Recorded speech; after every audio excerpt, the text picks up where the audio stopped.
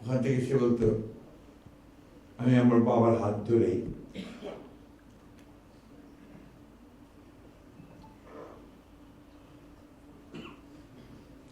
স্কুলে যেতে চাই। আমি বক্তব্য দীর্ঘ করবো না। আমি এই সারাটা সংগ্রামে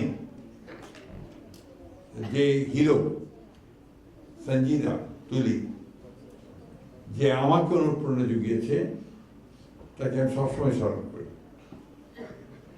করি, মনে করি, এবং তাকে সত্যিকার অর্থে আমি হিরো মনে করি। ওই সময়টা আমি জানি এককভাবে কিভাবে লড়াইতে লড়েছে, কিভাবে এককভাবে জেনেভা চলে গেছে, হিউম্যান রাইটস কমিশনের কথা বলেছে। এই মেয়েটা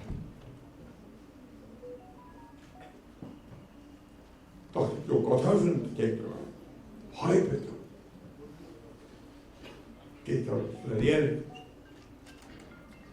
যাই হোক, আমি ভারাক্রান্ত করতে চাই না। একটা ছবি নির্মাণ করার উদ্যোগ নেওয়া হয়েছে, অত্যন্ত আনন্দের কথা, ভালো কথা। যেটা চাইবো যেন সঠিক জিনিসটা আসে, যেটা চাইবো যেন সত্যিকার অর্থে এটা আমাদের সমগ্র জাতিকে, আমাদের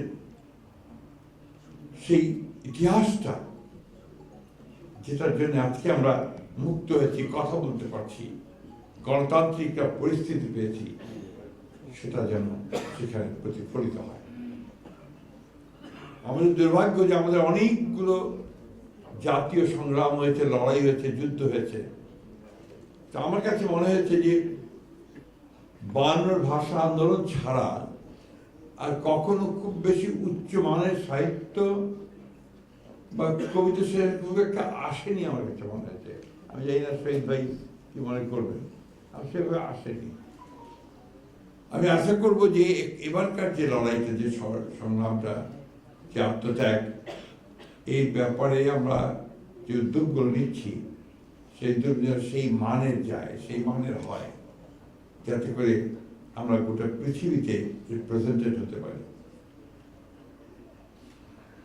আমাদের মায়ের ডাকে যারা বাচ্চারা আছে, অনেক বড় হয়ে গেছে। আমি ছোট্ট দেখেছি, ছোটটা যখন আপনার এখানে দাঁড়িয়ে থাকতো, শ্রম পেত না, চেয়ারের উপর দাঁড় করিয়ে দিতাম আমরা, ওখান থেকে সে বলতো, আমি আমার বাবার হাত ধরেই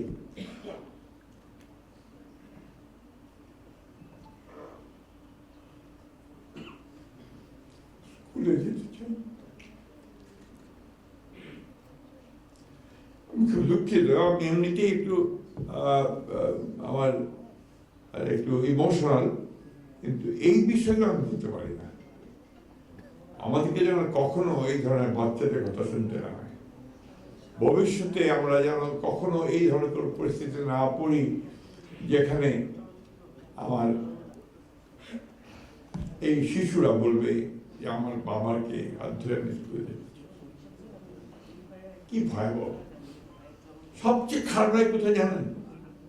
যে আজকে সেই ফ্যাসিস্ট মহিলা বিদেশে বসে এতটুকু অনুশোচনা নেই, সমানে বাংলাদেশকে আরো স্থিতিশীল করার চেষ্টা করছে, যেটাকে আমি মনে করি যে একটা ক্রিমিনাল অফেন্স, যেটা মানবতার বিরুদ্ধে একটা অফেন্স। এই জিনিসগুলো থেকে যেন আমরা বেরিয়ে আসতে পারি।